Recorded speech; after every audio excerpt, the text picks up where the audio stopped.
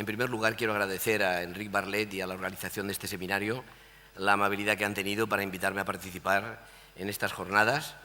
No es la primera de este seminario de Derechos Humanos en la que intervengo y siempre es grato hacerlo porque aquí me encuentro como en mi casa. He estado durante 12 años dando clases de Derecho Administrativo y esto no deja de ser una lección más dirigida a los alumnos, sobre todo que me pidió el doctor Barlet, de primero de carrera.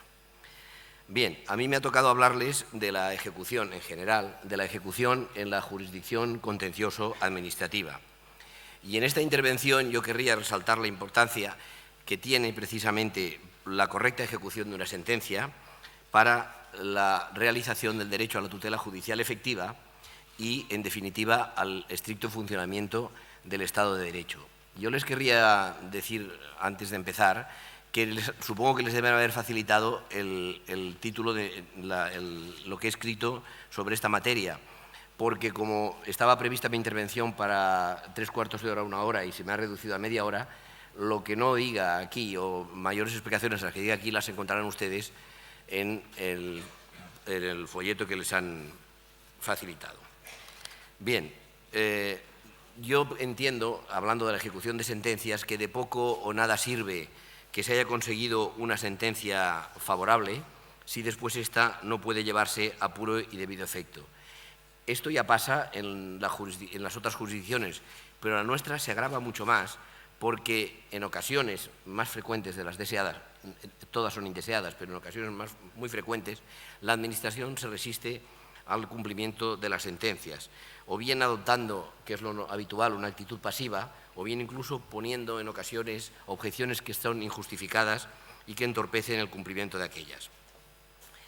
Es inadmisible y para mí es bochornoso que un ciudadano que ha entablado en la vía, porque me referiré todo el rato a la jurisdicción contencioso administrativa, ha agotado la vía administrativa, tenga después que entablar el recurso contencioso administrativo y, una vez finalizado y obteniendo una sentencia favorable, no pueda llevarse a efecto.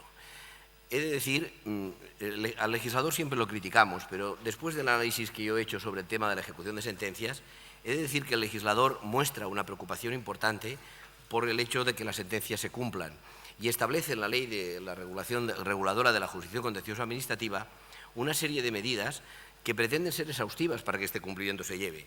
En todo caso, pienso que evidentemente todas las medidas son mejorables, se pueden concretar más algunas, se pueden añadir otras, pero en el fondo esto realmente a los jueces nos daría una mayor seguridad a la hora de trabajar, si se concretase algo más.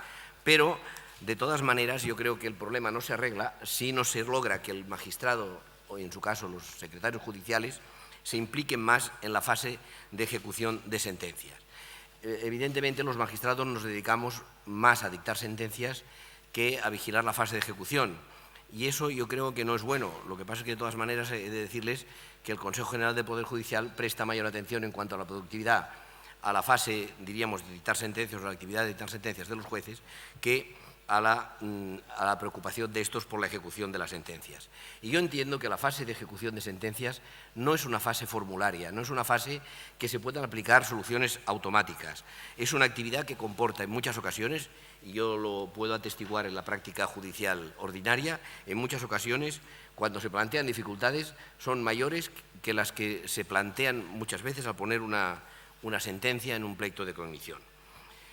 Bien, yo creo que el juez tiene que saber o poder determinar cuáles son las circunstancias del incumplimiento de una sentencia, intentar hallar las soluciones más adecuadas y aplicarlas con cierta firmeza, porque la verdad es que la Administración, cuando se resiste, lo sabe hacer muy bien. Yo entiendo que quizás para que la ejecución de las sentencias en vía contencioso administrativa fuese más eficaz, que pudiera ser interesante, como ocurre en otras jurisdicciones, dedicar a algún órgano jurisdiccional, donde hay varios, en una sala si hay varias secciones, una de ellas, o bien si en una provincia hay varios juzgados de lo contencioso administrativo, dedicar alguno de ellos a la ejecución de las sentencias, como ocurre, por ejemplo, en materia social. Bien, en la conferencia también se me pide el ligar la ejecución de las sentencias con la tutela judicial efectiva. He de decirles que ya conocen que el artículo 117 de la Constitución encomienda a los jueces la tarea de juzgar y hacer ejecutar lo juzgado. Y estas dos funciones constituyen la esencia del poder judicial y desde el punto de vista constitucional tienen una estrecha relación con el derecho a la tutela judicial efectiva, que es el que consagra el artículo 24 de nuestra Constitución. La tutela judicial efectiva es un derecho que protege otros derechos y consiste esencialmente en el derecho a acceder a los tribunales, a ser oído, a proponer y practicar las pruebas que concurran, siempre que concurran una serie de requisitos y finalmente a obtener una resolución de fondo. Por eso se liga y se habla mucho de la tutela judicial efectiva en relación a la prohibición de la indefensión y en ocasiones se conecta también con las garantías del debido proceso, entre ellas el derecho al juez ordinario predeterminado por la ley, la defensa y asistencia de letrados, el derecho de ser informado de la acusación que se le formula contra uno, el derecho a un proceso público con las debidas garantías y sin dilaciones y con los principios de audiencia y igualdad de las partes. En lo que afecta a la resolución de fondo, está claro que la tutela judicial efectiva exige la motivación. ¿Para qué sirve la motivación? Pues para que la parte que ve recortados sus derechos o que los ve satisfechos conozca cuáles son estas razones que han llevado al juez a decidir de una determinada forma y también porque en vía de recurso el órgano judicial superior puede controlar la postura que ha adoptado el Tribunal Inferior y en su caso poderla corregir.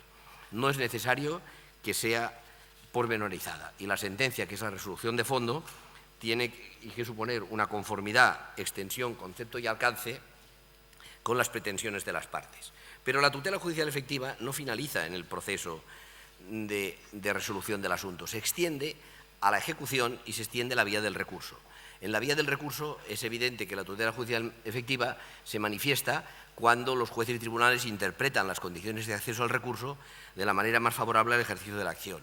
Y en cuanto a la ejecución, hay que tener en cuenta que el Tribunal Constitucional ha dicho que la inejecución de las sentencias constituye una violación del artículo 24 de la Constitución, que viene a exigir que el fallo se cumpla. Y si el juez se inhibe, está violando también este derecho fundamental. Y además el juez tiene que rebelarse frente a ulteriores actuaciones de la Administración Pública que sean enervantes del contenido material de sus decisiones. No obstante, también he de decirles que la ejecución de la sentencia o que la fase de ejecución es una fase que está configurada, por no ser un derecho ni incondicional ni absoluto, al criterio del legislador, que establece las condiciones de acceso a la justicia. En el seno del procedimiento de ejecución, y esto es importante porque a veces se suscitan problemas en la práctica, es al juez al que le corresponde interpretar y fijar el alcance del fallo a ejecutar. Porque no vale decir que hay que ejercitarla en sus propios términos, acudir solamente a un criterio literal, porque hay que extraer del fallo sus naturales consecuencias de acuerdo con lo pedido por la parte y de acuerdo con el contenido de la sentencia. Es una tarea importante y en ocasiones dificultosa. Una vez el juez ha determinado cuál es el contenido del fallo a ejecutar, también él debe adoptar las medidas necesarias para el cumplimiento de los mandados. Y precisamente ahí debe agotar todas las posibilidades para hacer efectivo el derecho a la tutela judicial efectiva, posibilidades a las que me referiré más adelante. Por contra, es evidente que en una ejecución nunca podrán resolverse cuestiones que no ha resuelto la sentencia, ni aquellas que no guarden una relación de causalidad directa e inmediata con la cuestión dilucidada. Una manifestación del derecho a la tutela judicial efectiva sobre la que me parece importante hacer hincapié es el de la prohibición de las dilaciones indebidas, que vale tanto para la fase de cognición como para la fase de ejecución. Las dilaciones indebidas son demoras injustificadas y desproporcionadas en relación con un determinado proceso concreto. Como ustedes ya pueden observar, se trata de un concepto jurídico indeterminado y, por lo tanto, un concepto jurídico que tiene dos dimensiones. Una dimensión positiva, que consiste en obtener una sentencia o una resolución en un plazo razonable, y una vertiente negativa, la prohibición de que exista la dilación indebida. Cabe advertir que la jurisprudencia no equipara el tiempo legal en el que hay que resolver un asunto y traspasar ese tiempo con una dilación indebida. Habla de un tiempo razonable. Entre los criterios judiciales que se han establecido para determinar si existe o no una dilación indebida, se debe analizar la complejidad del tiempo, del pleito, y el tiempo de su duración. En cuanto al tiempo de su duración, no sin ser criticado por la doctrina, los tribunales se fijan a veces en el estándar habitual en que un pleito semejante al que se está discutiendo si existe o no dilación indebida dura. Bueno, esto resulta práctico, pero es discutible.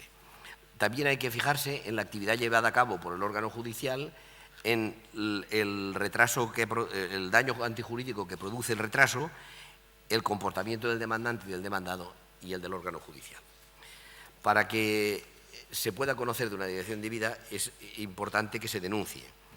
Y finalmente, en este apartado quiero decir que la ley reguladora de la justicia contencioso administrativa ha fijado términos, se fija o intenta evitar la dilación indebida a base de fijar términos cortos para la interposición de recursos, se introducen medidas para evitar que la demora del expediente administrativo provoque una demora en el pleito principal, se establecen medidas o trámites optativos y medidas de tratamiento de actos en masa, a las que me referiré al final, como son la extensión de efectos. En este aspecto yo creo que podrían haber mayores reformas, como por ejemplo el suprimir esos plazos de subsanación que se dan en la ley, que hace que, bueno, que le das 20 días a una persona para contestar la demanda y al final pues tiene 30, porque entre cuando le notificas que se le tiene por desistido, ese mismo día interpone el recurso, pues queda subsanado el trámite. Yo creo que la subsanación de recursos, si estamos ante profesionales del derecho, yo creo que tiene menos sentido que hasta ahora, que se podía actuar sin la asistencia en algunos temas, sin la sentencia letrada, caso de funcionarios. Bien, un tema importante en la jurisdicción contencioso administrativa durante la tramitación del recurso en primera instancia es el de las medidas cautelares. Hay que decir que la tutela cautelar forma parte de la tutela judicial efectiva y la adopción de una medida cautelar consiste en que durante la tramitación de la primera instancia del proceso se puedan adoptar unas medidas que tiendan a asegurar la eficacia de la sentencia que en su día dicte el tribunal. Aquí el problema más importante que se plantea es el de la ejecutividad del acto administrativo. A veces, si se ejecuta el acto administrativo y el pleito se demora o sigue su curso, puede ocurrir que una vez ejecutado el acto se cause unos perjuicios de imposible reparación a la parte e impida que la sentencia futura que le pueda ser favorable se pueda ejecutar. Bien, el artículo 129 de nuestra ley reguladora de la jurisdicción dice que los interesados pueden solicitar en cualquier momento del pleito cuantas medidas aseguren la efectividad de la sentencia. Y el artículo 130 dice que previa valoración circunstanciada de todos los intereses en conflicto, la medida cautelar podrá acordarse únicamente cuando la ejecución del acto o la aplicación de la disposición pudieran hacer perder al recurso su finalidad legítima.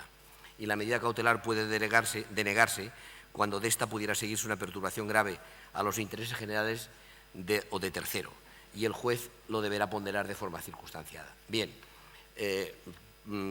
para resumir, podría decir que el solicitante lo que debe hacer es demostrar la existencia del periculum in mora, es decir, del perjuicio irreparable que se le ocasiona si se permite por parte del juez que el acto se lleve a efecto o no se adopte una medida cautelar. Bien, si se acredita, esta es la doctrina jurisprudencial, viene a decir que si se causan perjuicios económicos, los causase la Administración, siempre se podrían subsanar y por lo tanto no se admite la medida cautelar. Ahora bien, se dan casos y hay sentencias que ofrecen ejemplos de sanciones muy graves que en estos casos a veces sí que los jueces se inclinan por suspender por el perjuicio que podría causarle al afectado la ejecución de esta sanción. En cuanto a la Administración debe acreditar los daños y perjuicios que se ocasionan de no ejecutarse el acto, y los daños y perjuicios que se ocasionan precisamente al interés general, que es por el que debe velar la Administración, teniendo además en cuenta que es regla general, y esto las partes muchas veces lo olvidan, que los actos de la Administración son ejecutivos desde que se dictan.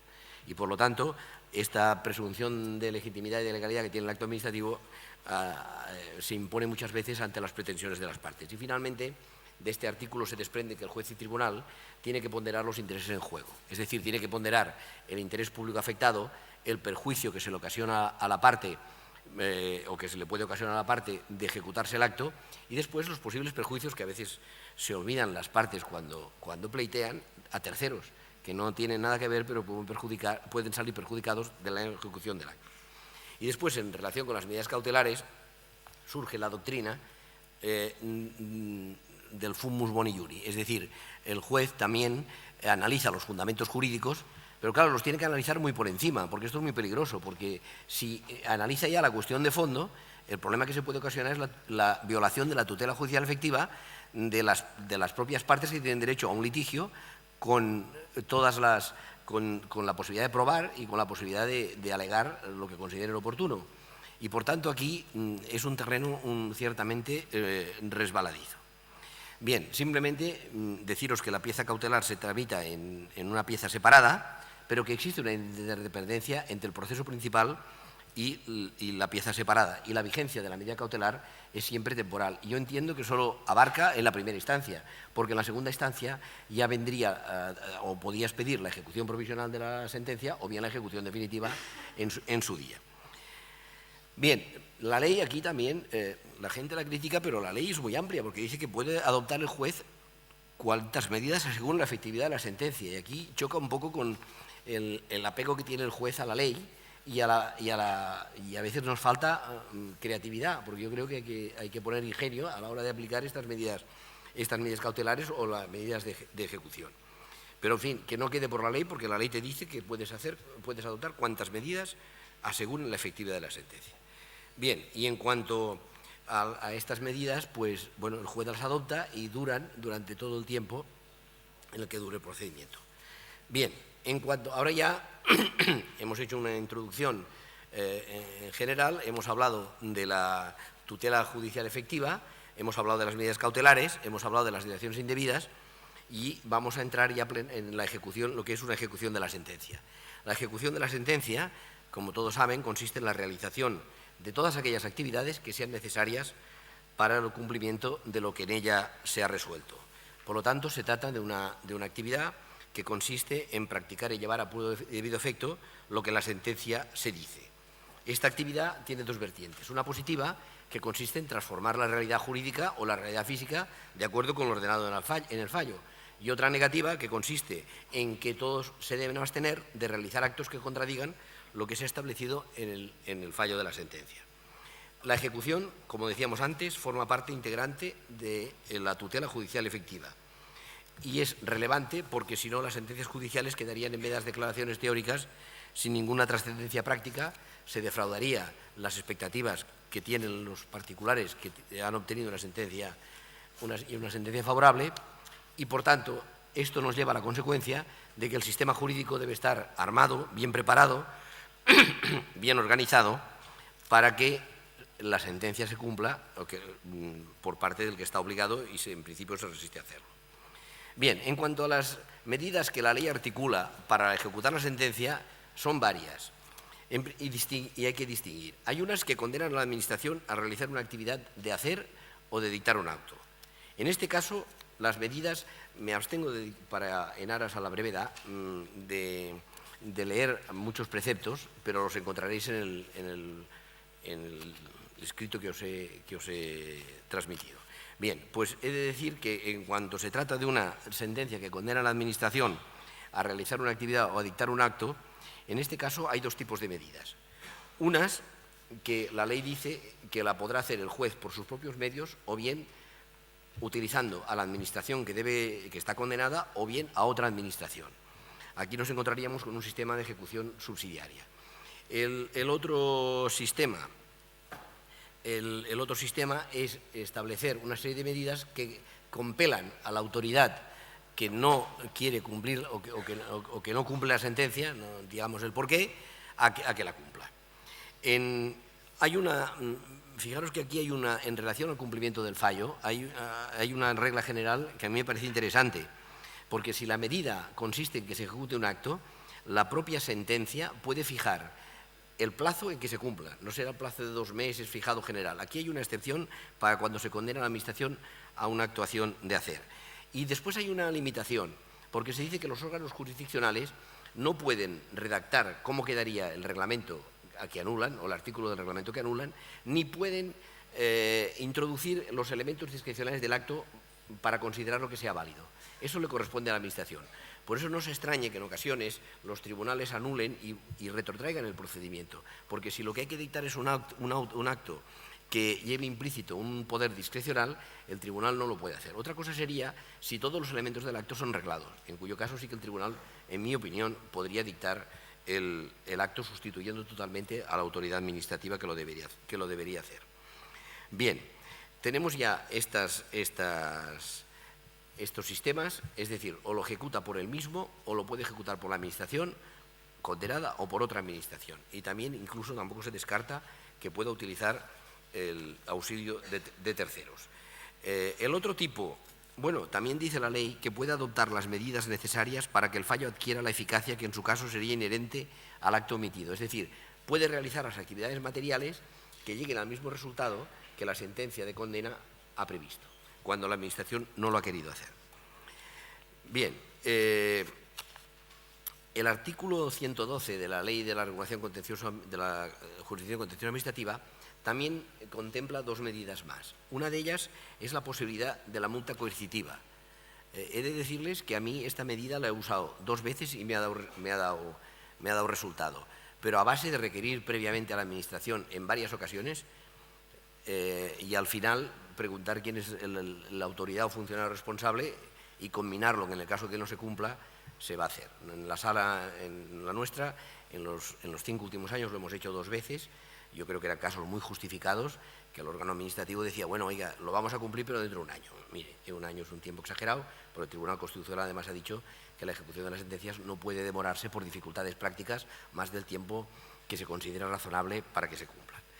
Bien, entonces se puede utilizar la multa coercitiva, que son de 150 a 1.500 euros, que es repetitiva y además esto no libera al funcionario de las otras responsabilidades que pudiera incurrir. Y sino también, esto yo no lo he utilizado nunca, que es el artículo, dar el tanto de culpa para que proceda a la jurisdicción penal por el artículo 410 del Código Penal.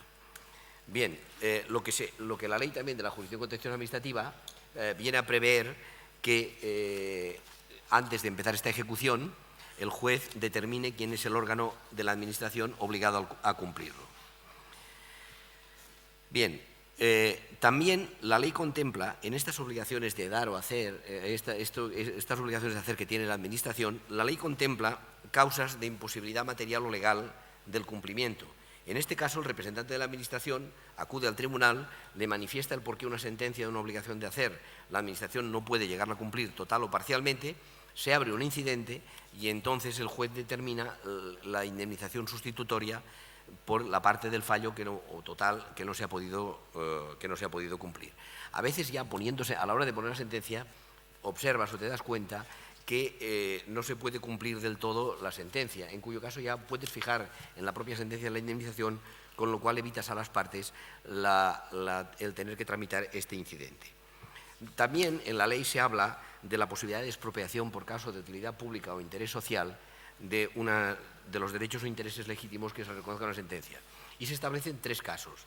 Dice cuando se procede a un peligro cierto de alteración grave del libre ejercicio de los derechos y libertades de los ciudadanos, cuando se trate de un temor fundado de guerra o el quebranto de la integridad del territorio nacional.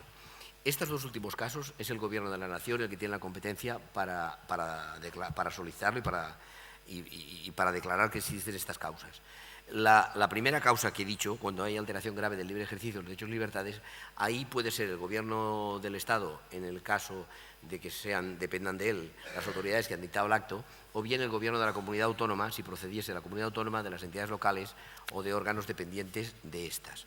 En estos casos, yo creo que en los 2 últimos casos, el juez no puede controlar la actividad administrativa. O sea, no puede entrar a ver si hay peligro de guerra o si se está dando un quebranto a la integridad. En cambio, en el primer caso, precisamente la ley expresamente le da al tribunal una cierta facultad de control, porque dice que en estos casos el tribunal revisará también la existencia de la causa. Esto por lo que respecta a las obligaciones de hacer. Por lo que respecta a las obligaciones de ejecución pecuniaria, son las más frecuentes, la ejecución pecuniaria, y las que para mí plantean mayores problemas. Ustedes saben que para la ejecución pecuniaria supone detraer el bien del deudor para entregárselo al acreedor. Son las más importantes no solo porque se condena muchas veces a la Administración al pago de una determinada cantidad, sino porque todas estas obligaciones de hacer, a través de los incidentes a los que me he hecho referencia, llevan como consecuencia la transformación en una cantidad económica, una cantidad pecuniaria. Bien. Y aquí sí que, para ir más rápidos, les voy a leer el artículo 106 de nuestra ley, que dice que cuando la Administración fuese condenado al pago de una cantidad líquida, el órgano encargado de su cumplimiento acordará el pago con cargo al crédito correspondiente de su presupuesto, que tendrá siempre la consideración de crédito ampliable.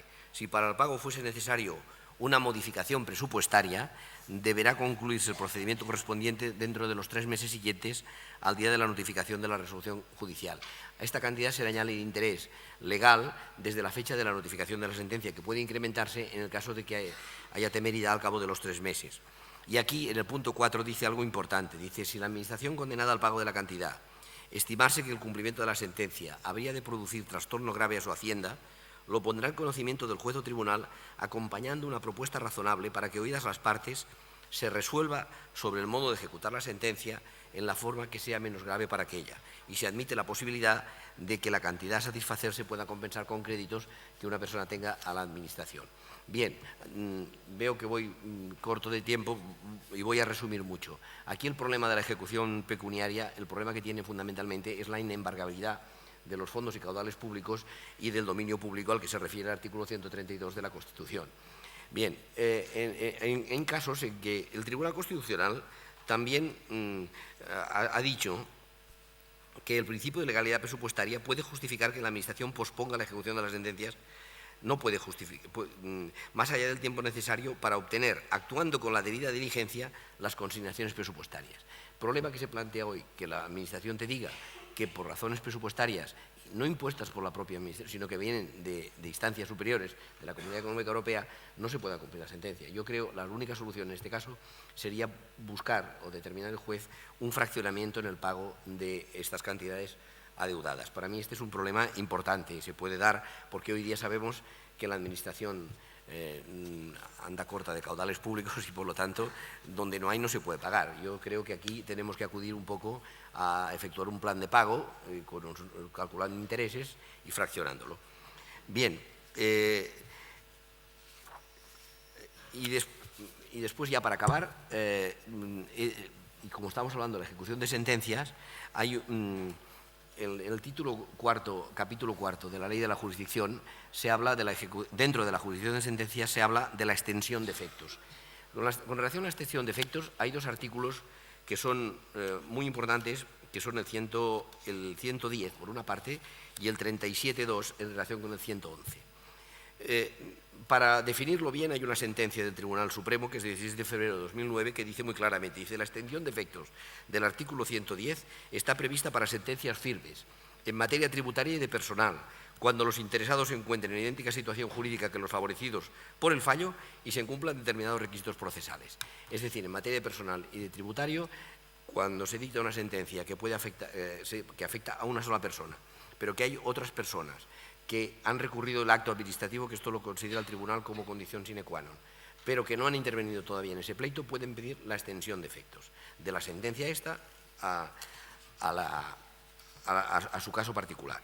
El otro caso es el del artículo 37.2 en relación con el 111, que constituye un mecanismo procesal que para mí es alternativo a la acumulación de sentencias. Y los dos casos de los que hablo, la Administración tiene que haber actuado con lo que se denominan procesos en masa.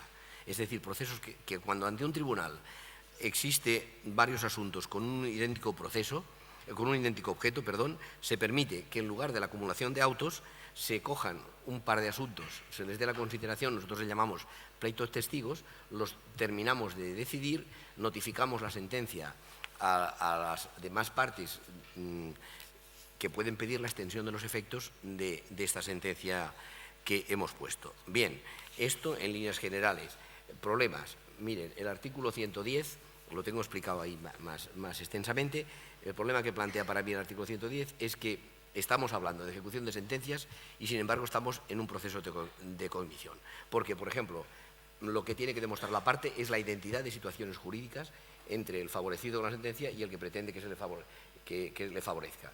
A nosotros esto nos cuesta mucho trabajo, en muchas ocasiones, porque realmente, a pesar de que la Administración nos hace unos informes que los elabora con bastante pulcritud, he de decir que crea problemas compararse en las dos situaciones es la misma, sobre todo, por ejemplo, en caso de funcionarios, casos tributarios también plantean algunas. Ahí se plantea un problema serio. Y después el segundo problema que se plantea es que dicen, usted no podrá extender efectos si esto está en contra de la sentencia del Tribunal Supremo, de la doctrina del Tribunal Supremo o de la doctrina puesta por ustedes en los recursos de casación para unificación de doctrina autonómica. Claro, en este caso, ¿qué ocurre? Que hay que estudiar la doctrina del Tribunal Supremo y la doctrina autonómica. Y el problema deviene jurídico, o sea, no es una ejecución, diríamos, propiamente dicha. Y esto plantea problemas. Quizás la solución podría venir porque toda esta fase se llevase ante la Administración y a nosotros nos llegase ya el tema más, diríamos, más masticado, porque la Administración es la que realmente conoce si existe la identidad. Es cierto que a veces racanea y dice que no y quiere evitar pagar, pues en tema de funcionarios, el mismo complemento que se ha dado a uno o a otro, pero desde luego la Administración conoce más esto. Y después, el artículo 111, que es el de la extensión de efectos, aquí el estudio que tenemos es el del idéntico objeto, pero para mí el problema fundamental es escoger los que llamamos pleitos testigos, primero, por varias razones. Primero, porque el tribunal dice que los escoge, la ley permite que los escoge el juez, pero no nos da criterios para escogerlos. Con lo cual a veces cogemos los primeros de número, ¿no? por buscar un sistema que te parece más justo por ser más aleatorio. Pero ¿qué pasa? Que a veces no escoges ni el que las demandas están mejor fundamentadas, que esto ocurre, y a veces también pasa otra cosa, que es que como son actos en masa y funciona el silencio administrativo negativo y por lo tanto está abierto el plazo para recurrir, no te recurren todos a la vez. O sea que cuando ya estás con un pleito testigo en marcha te aparecen 3 más, que los acumulas, o sea, les dices, bueno, ustedes también se esperan a que venga el otro. Y entonces pasa esto y después pasa que a veces el que escoges no es ni el mejor fundamentado jurídicamente ni a lo mejor coincide con los intereses que tienen los integrantes del otro pleito. Es evidente que la ley da una solución, que es decir, oiga, cuando se ha puesto la sentencia, usted lo notifica, esta sentencia se notifica y usted puede o desistir o pedir que se extiendan los efectos o que continúe su procedimiento. Pero en este caso, último, no hemos ahorrado el tiempo que es lo que pretendíamos, que es lo que se pretendía, hacerlo rápido y eficaz. Bien, yo no me puedo extender más porque ya he tardado media hora, justa. Las demás cuestiones las planteo por escrito y estoy a su disposición para aclararlas en cuanto lo necesite. Muchas gracias. Bueno, pues buenas tardes. Gracias a la Facultad de Derecho de SADE y a la Fundación FAES pues por darme la oportunidad de hablar en esta ocasión de Derecho aplicado, nada más y nada menos que trae el Ministro de Justicia de España, y por darme la oportunidad de hablar también, lo digo en segundo término, pero con la misma consideración ante todos ustedes. Me decían que era un curso que venía dirigido a personas, en muchas de ellas, que eran de primero y segundo curso, y en ese sentido hablar del derecho a la tutela judicial efectiva pues exige arrancarnos diciendo que es el derecho a la tutela judicial efectiva. Ya lo ha dicho Joaquín Borrell, es el derecho que tenemos todos los ciudadanos a poder reclamar de los órganos judiciales la iniciación de un proceso para obtener ahí una resolución fundada de los jueces sobre cualquier pretensión que esté amparada por la ley.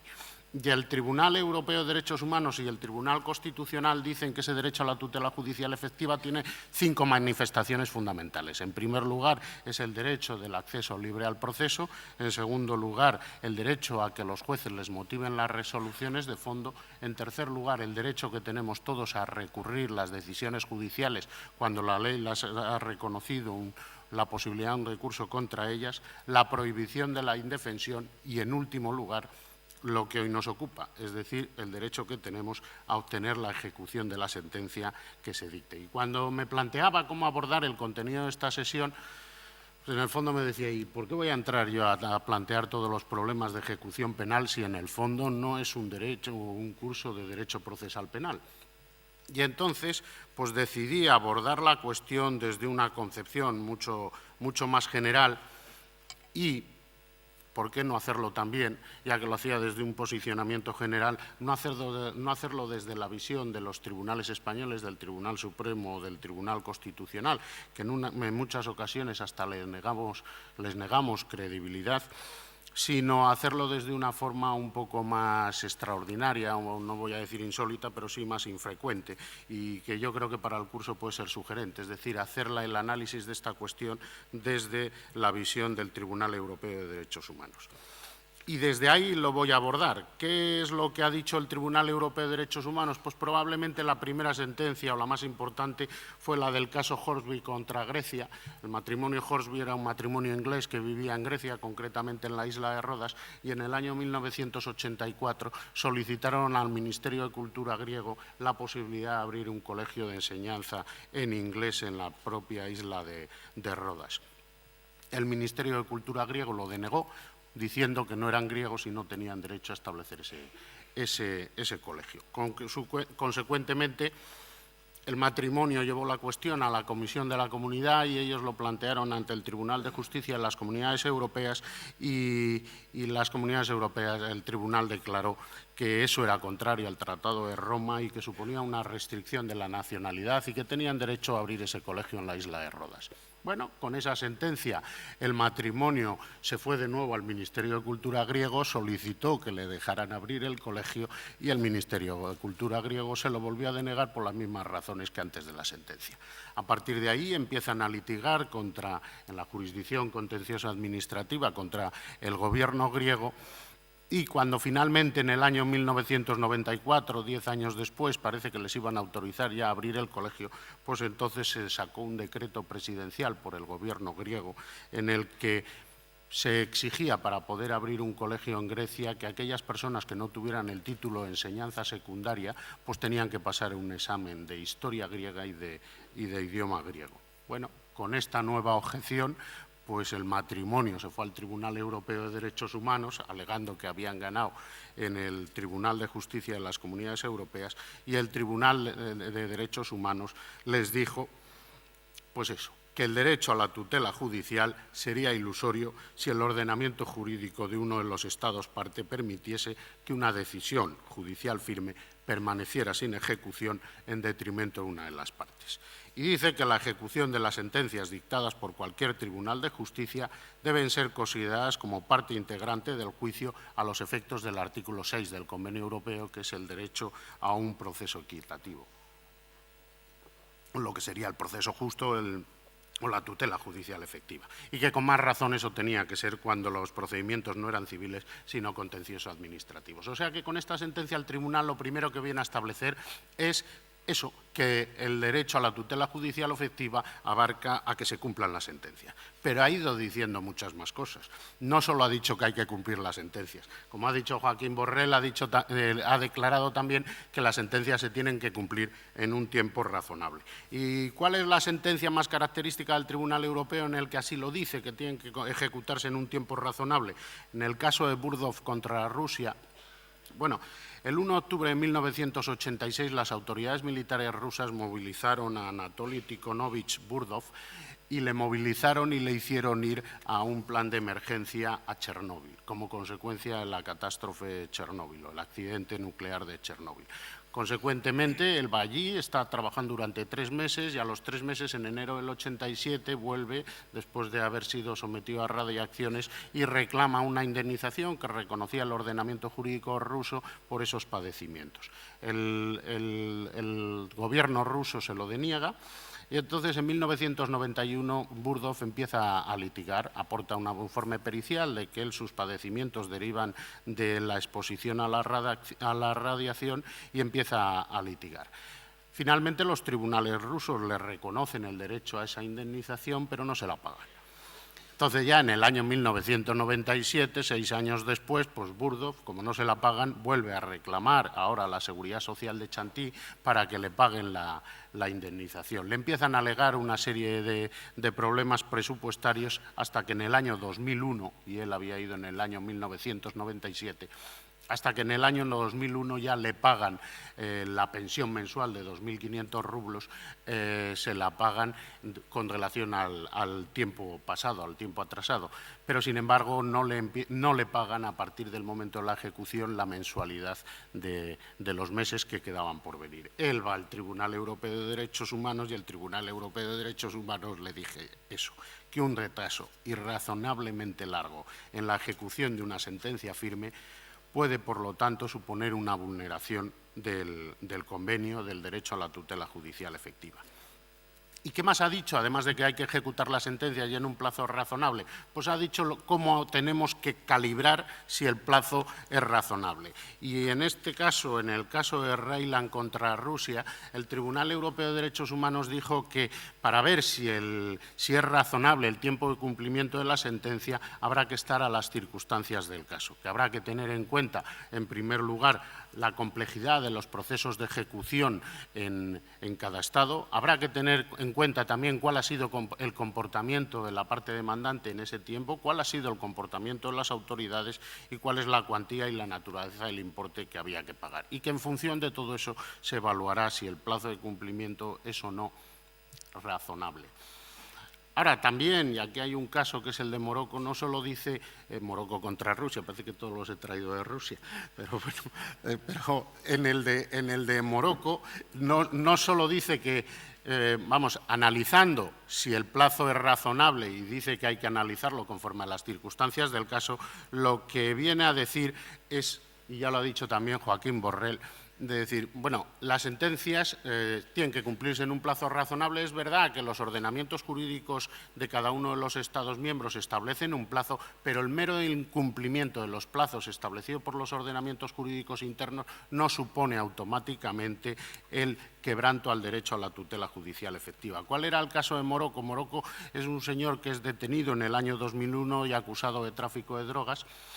Es juzgado a principios del año 2002 y se le absuelve. Y entonces él presenta una demanda contra el Estado, reclamando por la acusación infundada y por el tiempo que había estado en prisión preventiva.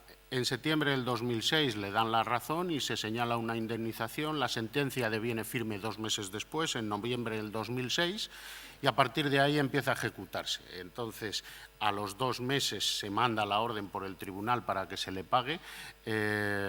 Se devuelve por el agente judicial de los servicios de ejecución diciendo que a él no le toca, que lo tienen que enviar a la Hacienda Pública. Entonces se envía a la Hacienda Pública y 2 meses más tarde Morocco presenta los papeles de reclamación y 4 meses después de la presentación de esos papeles, es decir, un proceso total de ejecución de 9 meses, se le paga la indemnización. Pero aun con todo, Morocco va al Tribunal Europeo de Derechos Humanos diciendo que se han incumplido los plazos legales, que ha estado 9 meses para cobrar y que pide una indemnización complementaria, la cual el Tribunal Europeo de Derechos Humanos le dice que no, que aunque se hayan incumplido los plazos legales, en el fondo la ejecución se ha llevado a término con una cierta diligencia. Ya ha dicho más el Tribunal Europeo de Derechos Humanos. Hay el caso de Metaxas contra Grecia. Este era un juez. Metaxas es un juez jubilado que vive... Gracias. Un juez jubilado que vive en Atenas y que en el año 1998 reevalúan su pensión y le fijan la pensión en 600 y pico mil dracmas, 1.700 euros aproximadamente. Considera que está mal evaluada la pensión y entonces recurre al Tribunal de Cuentas. El Tribunal de Cuentas revoca la decisión y le fija la pensión en 800.000 dracmas, unos 2.500 euros. Pero, pese a ello, el Estado no paga.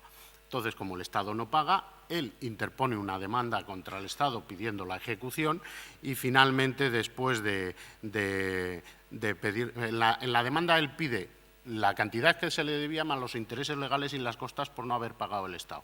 Entonces, el abogado del Estado de allí lo impugna y el tribunal termina diciendo que tiene derecho a la indemnización, obviamente, pero que los daños y perjuicios y las costas no tiene por qué pagarlas el Estado, porque al fin y al cabo todo el procedimiento se ha retrasado porque él tardó en demandar la ejecución, en presentar la demanda expresa de ejecución.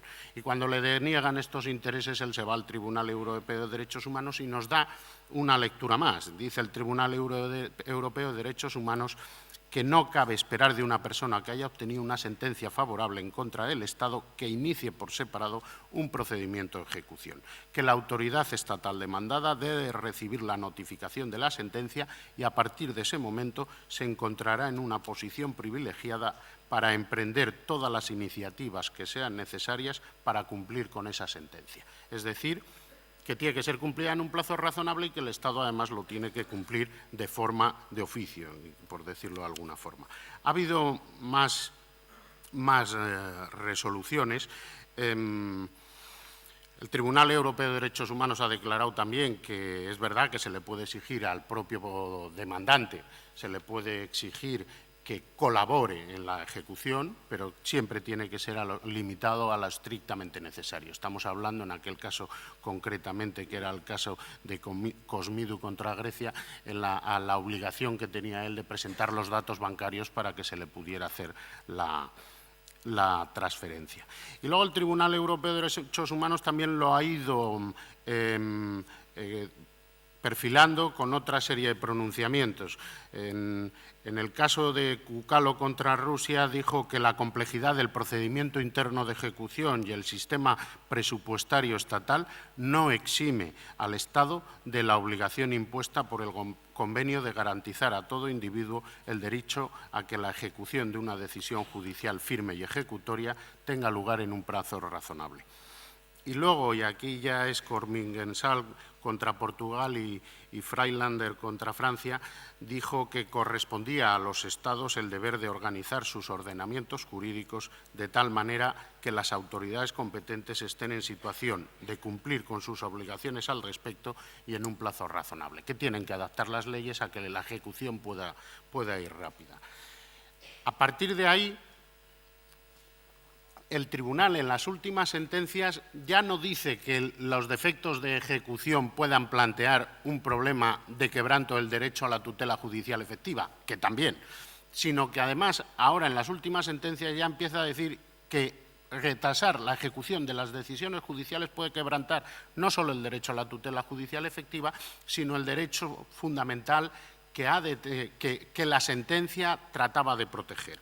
Por ejemplo, considera que además de quebrantar el derecho a la tutela judicial efectiva, se quebranta el derecho a la vida del artículo 2 del Convenio Europeo, en el caso, por ejemplo, de Mirelles contra Bulgaria, que es en aquellos casos en que el Estado se ha retrasado en ejecutar una orden de protección contra la víctima, contra mujeres maltratadas, concretamente era el caso de EM contra Rumanía, o que se ha retrasado en ejecutar una orden de protección contra víctimas particularmente vulnerables, que era el caso de Mirelles contra Bulgaria, que era el caso de un niño.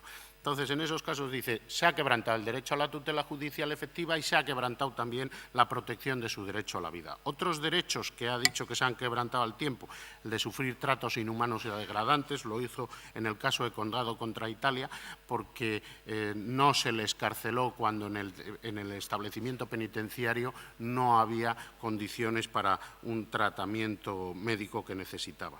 Y luego también dice que se ha quebrantado el derecho a la vida privada y a la vida familiar, que está en el artículo 8 del convenio, en el caso de Lombardo contra Italia y Nunes contra Portugal. ¿Por qué? Por no ejecutar una sentencia de familia en el que se le atribuía la guarda del hijo a la madre y el padre se lo lleva a otro país, y en otro caso por incumplir el régimen de visitas y no ejecutarse el régimen de visitas. Y a partir de ahí ya, y me olvido ya del Tribunal Europeo de Derechos Humanos, dices, bueno, ¿qué tenemos? ¿Qué mecanismo tenemos nosotros, los jueces, cuando no se cumplen las sentencias? La verdad es que mecanismos tenemos muchos y normalmente con dificultades, pero se alcanza la ejecución en todas las obligaciones dinerarias, con facilidad, habiendo dinero, claro. Se alcanza también la ejecución en las resoluciones declarativas. En las obligaciones de hacer, si quien tiene que hacer no lo hace y se puede hacer a su costa, pues también suele ser fácil. Donde más problemas nos encontramos es muchas veces con la Administración, porque tiene la obligación de hacer y, sin embargo, si no lo hace, no lo puede hacer nadie a su costa. ¿Por qué? Porque la Administración tiene su propia autoritas y no puede ser despojada de esa autoritas. ¿Y qué instrumentos puede aportar? Y ya que yo soy penalista, aquí sí que me he metido. ¿Qué instrumentos puede aportar el derecho penal para lograr esa ejecución de la sentencia a la que tenemos todos derechos cuando se trata de obligaciones de hacer y la Administración es renuente a cumplir. Pues el primero es el del artículo 410 del Código Penal, que castiga a las autoridades o funcionarios públicos que se nieguen abiertamente a dar debido cumplimiento a las resoluciones judiciales. ¿Cuál es la pena que se prevé? Pues una multa y luego una inhabilitación especial.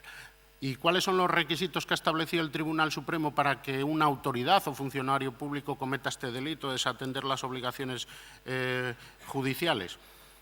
Pues que la obligación se haya pronunciado por un tribunal competente y a través de un procedimiento legalmente establecido. Ahora, hay muchas veces que la Administración dice es que esto no está bien hecho, es que el procedimiento no se ha seguido bien. Bien, en el caso Atuchas, en el último, quizá el caso más frecuente, pero es jurisprudencia consolidada, que la evaluación de si el procedimiento está bien hecho no le corresponde a la Administración, sino que le corresponde a los jueces. El segundo requisito, pues que la decisión suponga una obligación de hacer algo de una manera específica o de no hacer algo y que afecte a funcionarios. Y en tercer lugar, que haya una negativa. El Código Penal dice que se niega abiertamente. ¿Y qué es lo que dice el Tribunal Supremo, que es negarse abiertamente?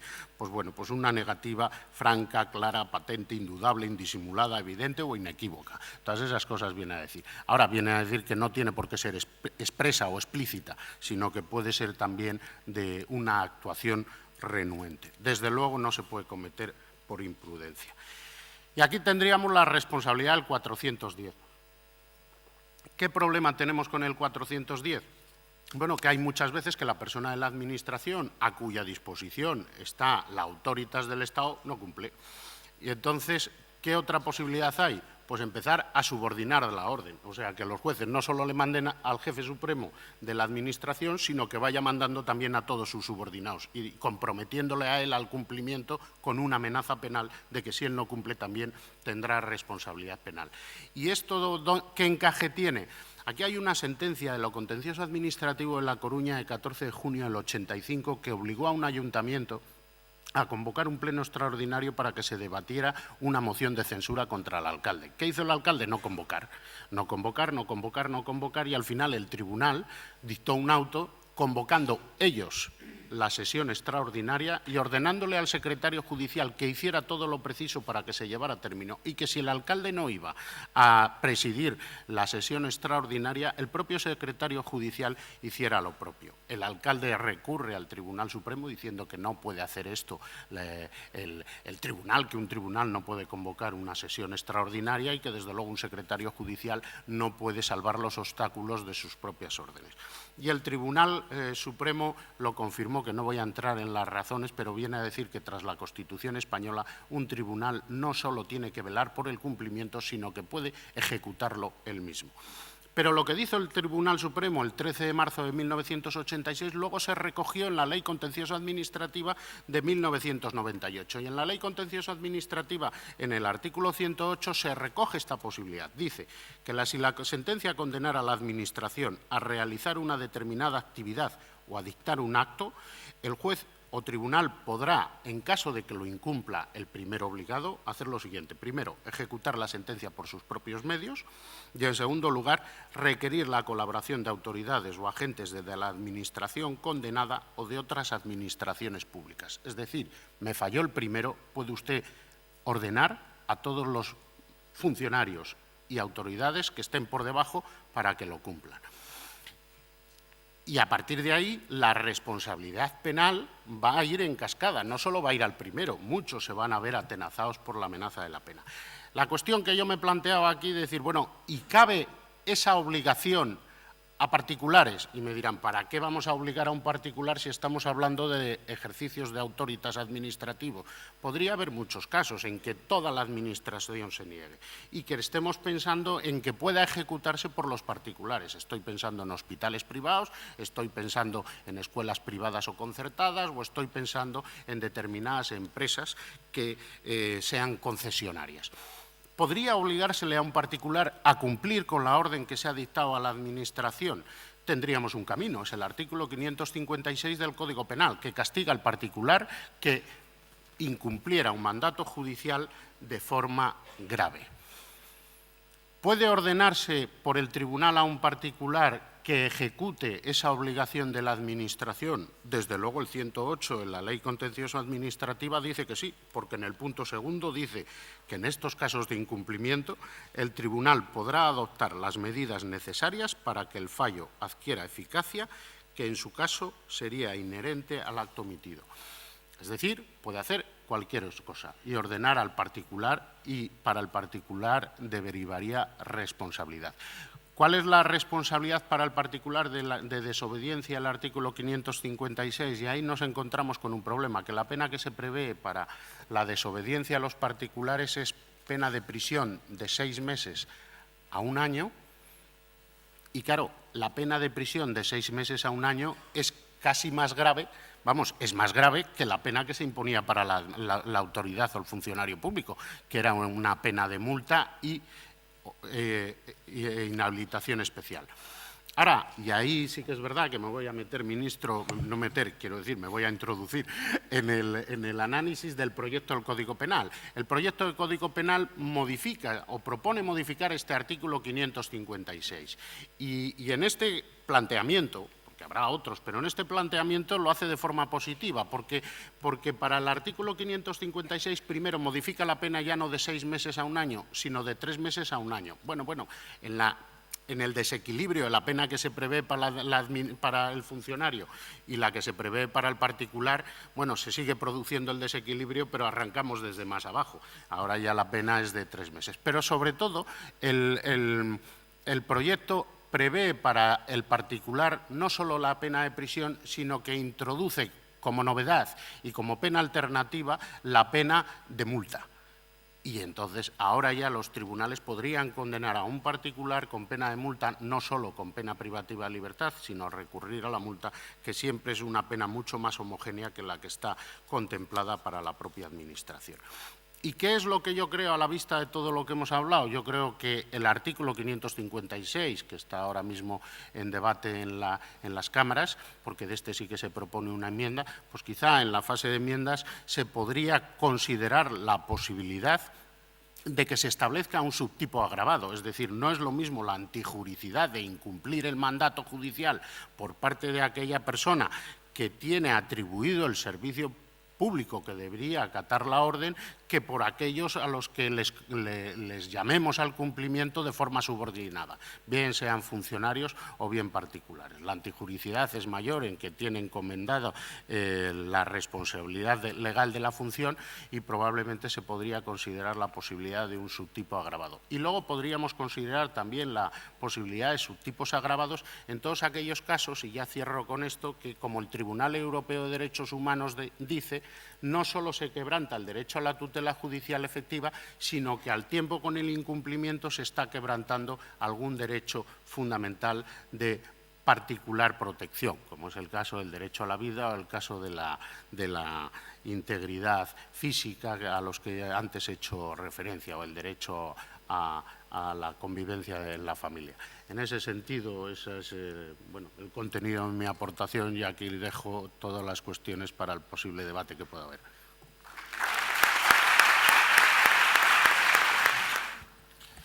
Muchas gracias, director, decano, profesor Astarloa. Saludo a mis 2 compañeros de mesa y buenos amigos, a Joaquín Borrell y a Pablo Llarena, a todas las autoridades académicas y a todos los alumnos, a los que agradezco, como agradezco de forma muy especial a ESADE el que haya tenido la generosidad de invitarme a compartir este seminario.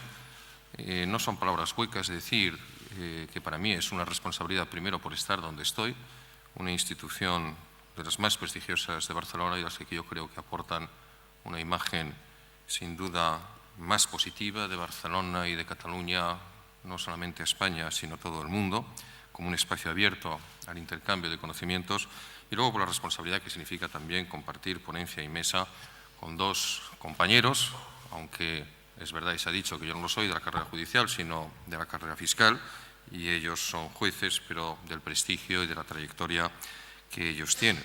E incluso agradecer de forma muy especial a Pablo Llarena que haya hecho ese elogio del artículo 556 del proyecto de Código Penal. El proyecto tiene más de 200 artículos en tramitación, solamente ha elogiado uno, pero uno está tan poco acostumbrado a los elogios que hasta ese uno se agradece y se agradece mucho. Bien, el título del seminario dice: una sentencia no ejecutada ofende más que una no dictada, derecho a la tutela cautelar y derecho a la ejecución de las resoluciones, reforma de la justicia y cambio de los procedimientos. Y después de una serie de inteligentes preguntas que en el programa que me ha pasado el director he tenido ocasión de leer, termina con una afirmación y dos preguntas. La afirmación es: la reforma de la justicia a menudo se asocia a los cambios en las leyes procesales. Y las preguntas son: ¿cuáles son los proyectos que el Gobierno de la Nación impulsa en este ámbito? Y la segunda: ¿qué objetivos pretenden? Pues bien, mi intervención pretende modestamente contribuir a eso, a responder a esas dos preguntas. ¿Cuáles son las modificaciones que en estos momentos nosotros tenemos en marcha? Tengo que decir que, para no entrar en todos los órdenes jurisdiccionales, aunque la reforma más importante que estamos tramitando en cuanto a códigos procesales es la de la Ley de Enjuiciamiento Criminal, pero me centraré fundamentalmente en el anteproyecto de Ley Orgánica del Poder Judicial, que en fechas muy tempranas vamos a aprobar en Consejo de Ministros y vamos, por lo tanto, a iniciar primero el informe de todos los órganos consultivos y después en su tramitación parlamentaria, y que anuncio desde ahora que será la transformación más importante que en los últimos 200 años haya tenido la justicia en España, razón por la cual hemos estado durante más de 2 años, como luego explicaré, trabajando, porque cuando uno se asoma a la obligación de modificar normas legales que han estado durante más de 2 siglos, con todas las modificaciones que se hayan introducido vigentes en nuestro país, debe tener vértigo, un vértigo responsable, y debe de ser consciente que esas modificaciones legislativas deben nacer pues con la misma vocación de permanencia y de duración con la que nuestro legislador del 19 lo hizo. Quiero, en primer lugar, decir algo, y es que acercarnos a una reforma de la justicia lo que exige no es una visión complaciente, sino una visión crítica. Y eso lo tenemos que hacer como ciudadanos, como gobierno, como miembros y titulares del Poder Judicial, o como estudiantes y, por lo tanto, futuros responsables de la gestión de la Administración de Justicia. Una visión crítica porque yo sería injusto si criticase a mis predecesores en el ejercicio de funciones de gobierno de distintos colores políticos, tanto los últimos 8 años socialistas como los anteriores 8 años gobernados por el Partido Popular, si dijese que no se han destinado medios materiales suficientes a la Administración de Justicia. No es verdad. Ha habido en algunos de ellos inversiones ingentes. En el año 2012 se invirtieron las distintas administraciones y responsables 3.722 millones de euros, lo cual es una cantidad verdaderamente considerable.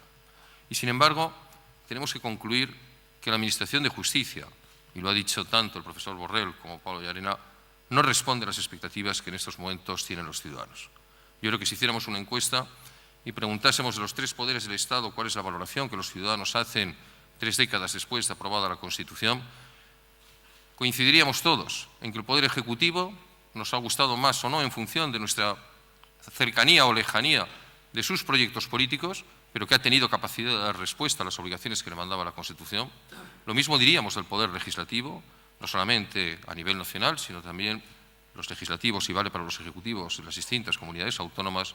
Y, sin embargo, concluiríamos todos que, sabiendo como sabemos que en España tenemos a unos titulares del Poder Judicial, es decir, jueces y magistrados, aquellos que constitucionalmente están obligados a juzgar y a hacer ejecutar lo juzgado, que están libres de toda tacha de sospecha, incluso en los momentos en los que más descrédito ha tenido la actuación pública en España como consecuencia de los escándalos de corrupción, afortunadamente eso no ha afectado de ninguna de las maneras al Poder Judicial y a sus titulares. Tenemos unos jueces, por lo tanto, que son auténticamente democráticos, no en el sentido formal, anglosajón, de ser elegidos directamente por los ciudadanos, sino en el sentido esencial, continental, que un juez democrático es aquel que no hace un uso arbitrario del derecho, sino que, al margen de cuáles sean sus propias ideas y sus creencias, a la hora de resolver un conflicto entre ciudadanos o entre ciudadanos y la Administración, lo que hace es aplicar la ley, le guste o no le guste, que democráticamente ha sido aprobado por los ciudadanos a través de sus representantes. Y tenemos unos jueces que son ajenos a cualquier tipo de presión, a cualquier tipo de intento de condicionar sus propias decisiones. Y, siendo eso así, la insatisfacción de los ciudadanos con la Administración de Justicia es evidente. La pregunta que nos tenemos que hacer es el por qué. Y el por qué se ha explicado hoy en las 2 intervenciones que ha habido. porque, como reza también el seminario, una sentencia no ejecutada ofende una más que no dictada. O lo que es lo mismo, de nada nos sirve que en ese conflicto que hemos tenido, o con el Estado o con otros ciudadanos, se nos dé la razón en un tiempo, sobre todo si estamos considerando el necesario para la ejecución de esa resolución judicial, en el que la reposición del daño causado, en el que la vuelta al equilibrio roto por el desequilibrio de la acción antijurídica en cualquiera de los distintos órdenes jurisdiccionales no nos puede dar más satisfacción que la personal, porque se convierte en perfectamente inútil, puesto que el tiempo transcurrido hace que ya esa transformación de la realidad no consigue reparar la ilicitud del acto inicial. Ahí es donde tenemos que dar una respuesta al modelo. No es solamente un problema de que tenemos una plantilla insuficiente, que ciertamente la tenemos. No es solamente un problema de que necesitamos más medios materiales, fundamentalmente en lo que se refiere a los expedientes tecnológicos, a la informatización de la Administración de Justicia, que por supuesto lo tenemos que hacer, sino que tenemos que constatar que el modelo, ese modelo en buena parte heredado de la realidad sociológica y económica de la España del siglo XIX, no es válido para una España en el siglo XXI. Y tengo que decir que tenemos que hacerlo con urgencia, no solamente por las razones que aquí se han expuesto, que en sí mismas bastarían, es decir, el cumplimiento de un derecho constitucional, de un derecho fundamental a la tutela judicial efectiva, pero es que además una justicia, una seguridad jurídica y una justicia que no solamente resuelva sin arbitrariedad y sin discrecionalidad, sino con previsibilidad y de acuerdo a la ley de los conflictos, es un factor fundamental de competitividad. Yo les puedo trasladar a ustedes que antes de asumir las responsabilidades del Ministerio de Justicia, como ha generosamente recordado el director del seminario, he tenido ocasión de dedicar una buena parte de mi vida a ejercer responsabilidades en administraciones territoriales, es decir, un ayuntamiento tan importante como el de la Ciudad de Madrid y una comunidad autónoma tan importante como la madrileña. No competíamos con Cataluña o con Barcelona, que también. Nosotros con quien competíamos era con las regiones del norte de Francia, como lo hacía Cataluña y Barcelona, del norte de Alemania, del norte de Italia, y competíamos con las regiones asiáticas y competíamos con las regiones americanas, porque vivimos en un mundo globalizado. Y alguien pensará que en ese mundo global, donde el dinero, las inversiones, la localización de las inversiones, puede optar no solamente entre dos ciudades del mismo país, no solamente entre dos países del mismo continente, sino entre cualquier lugar del mundo, que era única y exclusivamente las inversiones en infraestructuras de transporte, de personas, de mercancías y de información, o la cualificación de nuestros profesionales para dar una respuesta adecuada a las demandas que esas inversiones iban a solicitar, lo que iba a ser determinante del éxito o del fracaso de la búsqueda de la inversión. Y tengo que decir que eso es cierto, pero que no era solamente eso. Un factor de competitividad determinante es la seguridad jurídica. Allí donde hay seguridad jurídica, allí donde los distintos actores de la vida económica, ya sean particulares o sociedades, sepan que sus conflictos, caso de producirse, se van a resolver no solamente de acuerdo a la ley, no solamente sin arbitrariedad, sino en un tiempo adecuado para reparar el daño causado por los actos ilícitos, ese es un espacio competitivo. Y ahí es donde se localizan las grandes actividades económicas y, por tanto, donde se genera empleo y donde se genera riqueza. Y por eso tenemos que luchar por la tutela judicial efectiva, pero también por la competitividad de nuestro país. Y por eso tenemos que hacer esa reforma de la justicia. Y luego, por otra razón, habrán oído ustedes que hemos hecho una reforma formidable o que lo hemos intentado en la Administración, y uno de los grandes activos que hemos puesto encima de la mesa es que nos íbamos a ahorrar 8.000 millones de euros. Y es cierto, con grandes sacrificios, suprimiendo multitud de empresas públicas, unificando unidades administrativas, coordinando la actuación entre los distintos niveles de las administraciones, estatal, autonómica y local, 8.000 millones de euros. Pues bien, yo les quiero dar un dato que probablemente les sorprenderá, y es que en estos momentos en los que estamos hablando, en España permanecen inmovilizados en los tribunales 25.000 millones de euros. 25.000 millones de euros que están disputándose entre particulares de la Administración o entre particulares entre sí, pero que por estar inmovilizados no están contribuyendo a la generación de riqueza, que por estar inmovilizados no se convierten en inversiones productivas y al no hacerlo no son capaces de generar empleo. 25.000 millones de euros, que si mañana de un día para otro se pusieran en circulación, no tengan ustedes ninguna duda que sería un espaldarazo formidable a ese proyecto colectivo compartido por todos los ciudadanos, que es la generación de empleo en España. Por lo tanto, si nosotros queremos estimular la demanda interna, si queremos que los titulares de esas cantidades puedan satisfacer sus obligaciones tributarias, si queremos, en definitiva, que toda esa ingente masa monetaria sea productiva para el país, tenemos que ser absolutamente conscientes de que tenemos que cambiar el modelo judicial. Más datos. En España, en el 64% de los casos, se tarda más de un año en ejecutar las sentencias, de las que depende, insisto, que ese dinero revierta al sistema económico. Otro dato, la duración media de un concurso en un juzgado de lo mercantil es de 29 meses. Esa es la realidad. ¿Y por qué ocurre todo esto? Pues bien, probablemente porque tenemos que ser conscientes de que además de unos vicios estructurales, tenemos también unos hábitos en nuestro país que debemos de corregir. En España se tramitan anualmente cerca de 9 millones de asuntos. Son 9 millones los asuntos que, como media, entran cada año en nuestros juzgados y tribunales. Pues bien, nuestros vecinos del norte, es decir, Francia, tienen 20 millones de habitantes más de los que tenemos en España. Y 20 millones no son solamente 20 millones más de ciudadanos, sino lamentablemente para nosotros también un Producto Interior Bruto superior, una actividad económica superior y, por lo tanto, previsiblemente, una generación de conflictos superior a la que tenemos en España. Con 20 millones de habitantes más, con una riqueza considerablemente superior a la nuestra, frente a nuestros 9 millones de asuntos anuales, en Francia se tramitan 6,5 millones de asuntos anuales. ¿Qué nos pasa en este país? Que con 20 millones de habitantes menos estamos tramitando prácticamente un tercio más de asuntos judiciales y este modelo que pongo con Francia lo podría poner con cualquiera de los distintos países europeos. Pues bien, tenemos que ser plenamente conscientes de que no hemos explorado los mecanismos alternativos de resolución de conflictos que mucho antes que nosotros han hecho otros países en Europa. No hay menos conflictos en Francia. Lo que hay es menos conflictos que llegan a los tribunales de justicia. ¿Por qué? Porque la sociedad es plenamente consciente de que recurrir a la tutela judicial efectiva por parte de la Administración de Justicia debe ser un último recurso, pero que en la vida cotidiana lo que tiene que intentarse siempre es resolver ese conflicto con carácter previo. ¿Cómo? Mediante mecanismos en los que todavía no entra el Poder Judicial, sino que se resuelven de acuerdo con la disponibilidad que tienen del objeto del litigio las propias partes. Pienso, por supuesto, en el arbitraje, pienso en la mediación, pienso, queridos magistrados, en esa impresionante novedad que ha introducido el derecho italiano de hacer la mediación obligatoria al carácter previo al planteamiento de cualquier conflicto ante los tribunales de justicia.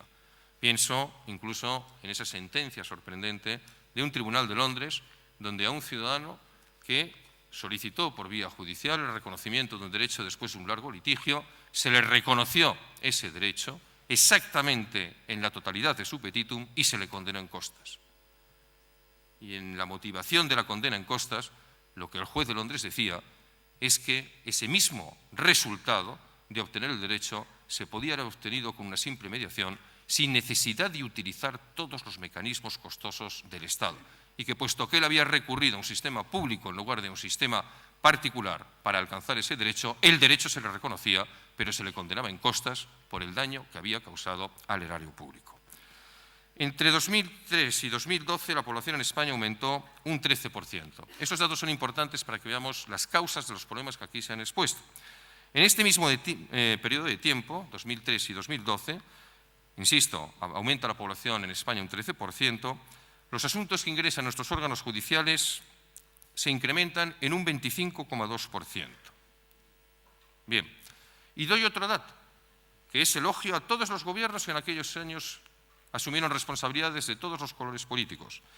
Las unidades judiciales se incrementaron en un 24,5%.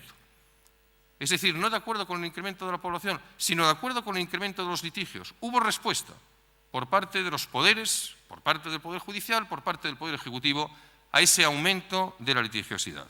Bien, ¿cuál fue el resultado? Que aumentando las unidades judiciales, lo mismo que habían aumentado los litigios, que son más de 10 puntos por encima de lo que había aumentado la población, sin embargo, el número de asuntos pendientes en este periodo no solamente no disminuyó, tampoco se mantuvo, sino que se incrementó en un 40%. Si hay recursos económicos, o los hubo cuando se dispuso, y le estoy dando este periodo. Si hay respuesta por parte de los poderes, ¿qué es lo que está fallando? Lo que está fallando, insisto, es el modelo. Un modelo que se ha quedado completamente obsoleto y que no responde de ninguna de las formas a la realidad social de un país moderno directamente en el siglo XXI. ¿Cuál es la respuesta que tenemos que dar desde los poderes públicos? Algunas hemos hecho ya, algunas impopulares. Por ejemplo, y no quiero eludirlo, las tasas judiciales. La justicia puede ser gratis, pero nunca es gratuita. Nunca. Porque a los señores magistrados, y a los fiscales, y a los secretarios, y a todos los funcionarios, naturalmente hay que pagarles, y sus unidades materiales también. La pregunta que se hace el legislador, o que se hace la sociedad, es ¿quién tiene que pagar eso? ¿Lo tenemos que pagar todos los ciudadanos, aunque no litiguemos? ¿O lo tienen que pagar los litigantes? Especialmente a aquellos que han planteado un litigio con mala fe, como un mecanismo de demora del cumplimiento de sus obligaciones, o sin fundamento ninguno, y que en lugar de avenirse a la reclamación que se le ha hecho en un primer momento, para demorar lo que sabe que al final va a cumplir, ha decidido que esa reclamación se tramite por un procedimiento judicial.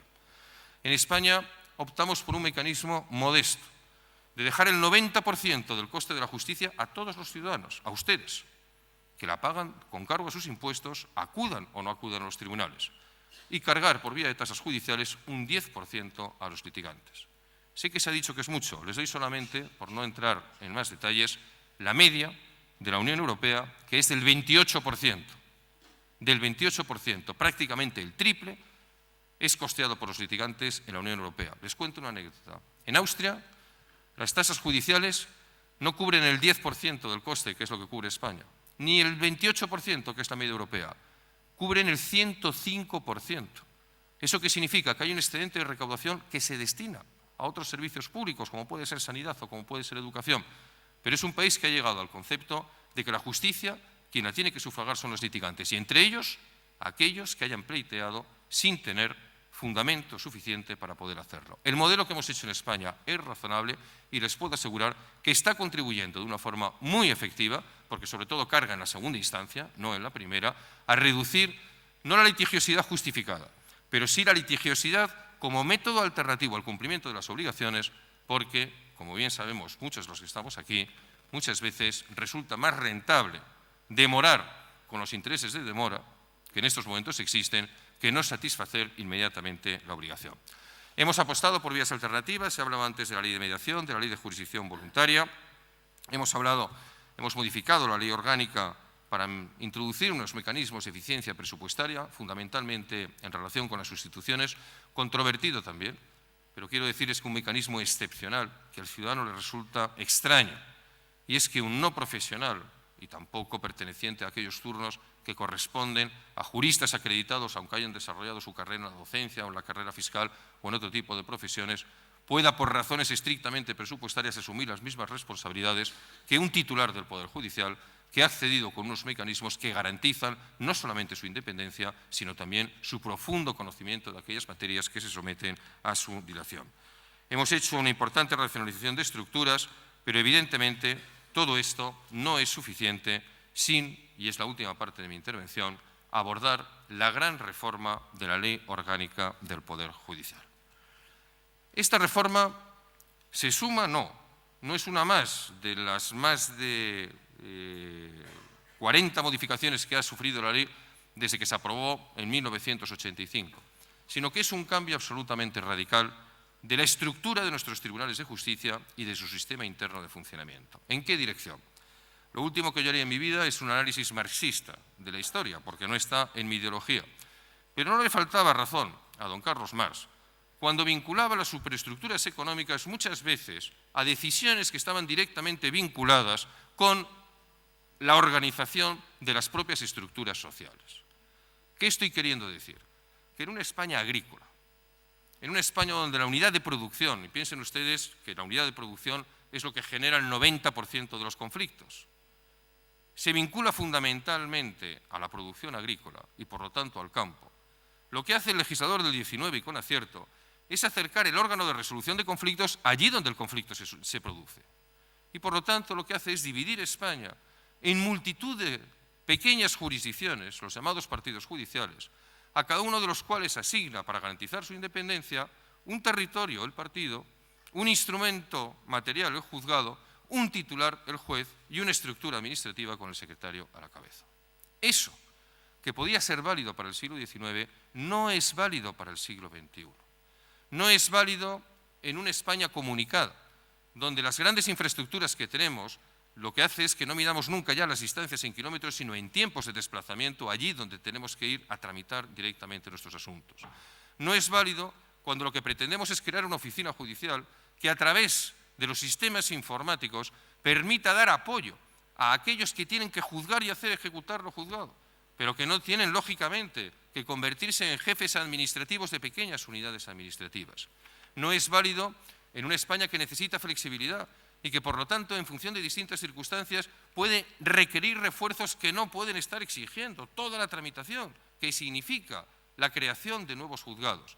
Y no es válido en un modelo en el que la especialización debe de ser determinante de la promoción y que, por lo tanto, quien quiera acabar en la Sala Segunda del Tribunal Supremo debe haber orientado su carrera profesional en los juzgados de instrucción y en las audiencias provinciales, en las salas de lo penal. Y lo mismo lo contencioso administrativo con la Sala Tercera. Y de esa forma conseguiremos que lleguen a ocupar los máximos puestos de responsabilidad los mejores profesionales, aquellos que han dedicado su vida a través de la especialización a un orden jurisdiccional concreto. ¿Cuáles son las líneas básicas de esta ley sobre la que me gustaría hablar mucho, pero si mis compañeros han respetado los 30 minutos, yo los voy a respetar también? En primer lugar, es muy importante el refuerzo de la independencia y la responsabilidad del Poder Judicial. Esto es muy importante que les aclare una cosa que muchas veces explico en debates territoriales y que no va en contra de nuestro Estado autonómico, sino todo lo contrario, lo fortalece. Pero de la misma forma que yo, como legislador nacional que soy, porque soy diputado por Madrid, no puedo legislar sobre un asunto cuyo título competencial esté reservado a la Comunidad de Galicia o a Cataluña, que yo como ministro del Gobierno de España no puedo dictar un reglamento sobre un asunto que corresponde a una comunidad autónoma, porque España en su poder ejecutivo y en su poder legislativo diferencia claramente los grados como Estado autonómico entre lo que es el ámbito estatal, nacional, Administración General del Estado y los ámbitos autonómicos. La misma Constitución lo que nos dice es que el Poder Judicial es único para toda España. Y como tal Poder Judicial único, tiene un único órgano de gobierno, que es el Consejo General del Poder Judicial. Y en la cúspide, no del Gobierno, que es una actuación del Gobierno del Poder Judicial, que es una actuación de carácter estrictamente político, sino de la jurisdicción, hay un tribunal, que es nuestro Tribunal Supremo. Esta idea de fortalecimiento, de esa unidad derivada de esa cúspide del Tribunal Supremo, informa el proyecto de la Ley Orgánica Judicial. Y fortalece el amparo, fortalece la independencia, una por dos vías. El amparo, que a partir de este momento cualquier juez que se vea perturbado en el ejercicio de sus funciones podrá solicitar ante el Consejo General del Poder Judicial, y mediante una fórmula novedosa, y es que cuando un juez entienda que en su soledad, porque así le corresponda por la ley procesal correspondiente, no puede resolver sin perturbaciones o presiones externas la misión que tiene encomendada, podrá solicitar y se le tendrá que atender que sea no sustituido, sino complementado por otros dos, de tal forma que lo que hasta ahora hacía un juez unipersonal lo pasa a hacer un colegio de 3 jueces, dando por supuesto que ese colegio de 3 será más resistente a cualquier tipo de presión externa que un órgano de carácter unipersonal. El proyecto lo que hace es reforzar la seguridad jurídica, porque es un factor de competitividad. ¿Cómo? Convirtiendo la doctrina jurisprudencial en un elemento de obligado cumplimiento para los jueces. Por lo tanto, igual que hoy un juez no puede apartarse de la ley, no podrá apartarse tampoco de la doctrina jurisprudencial establecida por el Tribunal Supremo. Con mecanismos de garantía, por supuesto, si un juez entiende que esa doctrina jurisprudencial está en contra de la Constitución o la defensa de derechos fundamentales, lo que podrá hacer es plantear una cuestión jurisprudencial semejante a la cuestión de inconstitucionalidad que en estos momentos se plantea, abriéndose así un diálogo muy productivo entre los distintos tribunales para que al final sea el Tribunal Supremo el que haga la interpretación si esa doctrina hasta ahora vigente está en contra de nuestra propia Constitución. Y luego decirles también, que es probablemente lo más importante de todo, que cambia la organización. Y vamos a una organización moderna en un Estado que tiene unas infraestructuras potentes que tenemos que aprovechar. ¿Eso qué significa? La sustitución del actual modelo de juzgados de instancia, primera instancia e instrucción, audiencias provinciales, tribunales superiores de justicia, Audiencia Nacional y Tribunal Supremo, por la subsunción de los dos primeros, aunque no con las mismas competencias, mediante la creación de los tribunales provinciales de instancia. Será, por lo tanto, la provincia, a partir de ahora, la delimitación del territorio de actuación del nivel de instancia de la provincia, de la justicia, mediante la creación de los tribunales provinciales de instancia. Se preguntarán ustedes, ¿esto significa que se van a cerrar los actuales juzgados? La respuesta es no. No se va a cerrar un juzgado en España. No se va a cerrar una dependencia judicial. Pero lo que sí se va a hacer es introducirlos todos en una amplia organización, que es el Tribunal Provincial de Instancia, dentro de la cual sus órganos de gobierno podrán determinar si ese tribunal sigue actuando con carácter territorial, por razón de la distancia de la capital de provincia, o si por el contrario lo hace con un carácter de especialización, o si por el contrario lo hace con un criterio ya no dentro de un orden jurisdiccional, sino incluso de especialización dentro de un propio orden jurisdiccional, como puede pasar pues, con materias como familia, como menores o como tributario. Es decir, lo que hacemos es dar una enorme flexibilidad para que sin necesidad de crear nuevas plazas dentro de cada provincia puedan los órganos de gobierno en cada momento establecer claramente quiénes tienen que realizar cada una de las distintas labores. Conseguimos aumentar la seguridad jurídica porque este trabajo en equipo de los jueces en los tribunales provinciales de instancia unificará doctrina y, por lo tanto, sin perjuicio de doctrina unificada por el Tribunal Supremo, a nivel provincial no se producirán resoluciones contradictorias como hasta la fecha se estaban produciendo. Y, en tercer lugar, apostamos por la especialización. Insisto en que la especialización, no solamente para el ejercicio de la jurisdicción, sino también para la promoción interna dentro de la carrera, nos parece que es, además de un elemento que disminuye todavía más la arbitrariedad, no del Gobierno en este caso, sino la que se podría imputar para promoción al Consejo General del Poder Judicial, pero es una garantía de enorme calidad. Luego, en la estructura de cada tribunal de instancia habrá 4 salas, una por cada uno de los distintos órdenes jurisdiccionales, y a su vez se organizarán en unidades judiciales o secciones. ¿En función de qué? De lo que diga la ley procesal. Si la ley procesal dice que una actuación tiene que ser unipersonal, por ejemplo, juez de garantías en el nuevo proceso penal, entonces será una unidad judicial. Si la ley procesal dice que esos asuntos los tiene que resolver un colegio de jueces, entonces actuará en secciones. Pero, en todo caso, lo que habrá es una enorme flexibilidad, siempre con respeto, por supuesto, al juez predeterminado por la ley. No voy a entrar en otros cambios, algunos de ellos muy importantes para cumplir escrupulosamente los 30 minutos. Sí decirles a ustedes que la Audiencia Nacional se fortalece mediante la creación de una nueva sala, que es la Sala de lo Civil. Entendemos que hay numerosos asuntos que, por su complejidad y por su extensión al territorio nacional, deben de ser juzgados con un criterio que solamente la Audiencia Nacional, como ha demostrado ya en otros órdenes, fundamentalmente en el penal y en el contencioso administrativo, lo puede hacer. Y decirles, por último, también que se permite, naturalmente, tanto en el Tribunal Supremo como en los Tribunales Superiores de Justicia, la creación de una sala de asuntos generales, que, para que ustedes me entiendan, es lo que en estos momentos es popularmente conocido como la Sala del 61, que es una sala de naturaleza estrictamente jurisdiccional, pero que se ocupa de aquellas cuestiones que por una u otra razón no encajan bien en ningún orden concreto. Termino, señor director de seminario. Todo esto requiere un esfuerzo formidable. Requiere complicidades, requiere más trabajo. Le diré que una de las reformas que también introducimos y que va a ser, no sé si muy popular, es que extendemos a 12 meses del año el periodo de actividad de los tribunales, porque también es un factor de competitividad. Probablemente no tendrá sentido en determinados asuntos citar a juicio con la dificultad de convocar a los testigos en el mes de agosto, pero lo que no tenía sentido, de verdad, es que ante un conflicto en una sociedad mercantil, una convocatoria de la Junta General de Accionistas se tuviese que demorar hasta el mes de septiembre porque durante el mes de agosto los tribunales vacaban en España. Todo esto exige un esfuerzo formidable por parte del Gobierno, por parte del legislador y, sobre todo, por parte de los protagonistas de la Administración de Justicia, que son, en primer lugar, sus titulares, los titulares de ese Poder Judicial, que además lo administran, pero hay que recordar que son titulares del Poder Judicial, es decir, jueces y magistrados, de los que con ellos colaboran, los secretarios que asumen importantísimas responsabilidades en la organización de la oficina judicial, que al tener carácter provincial tendrá un efecto mucho más importante en el funcionamiento de cada una de las distintas sedes, aunque sean sedes desplazadas, y de todos los profesionales que, sin ser funcionarios, además de ellos, pues como abogados, procuradores y el resto de los profesionales jurídicos van a participar en el mismo. Termino por donde empecé. cuando uno pretende reformar ni más ni menos que normas que con todas las modificaciones llevan más de 2 siglos vigentes, debe de tener un vértigo responsable.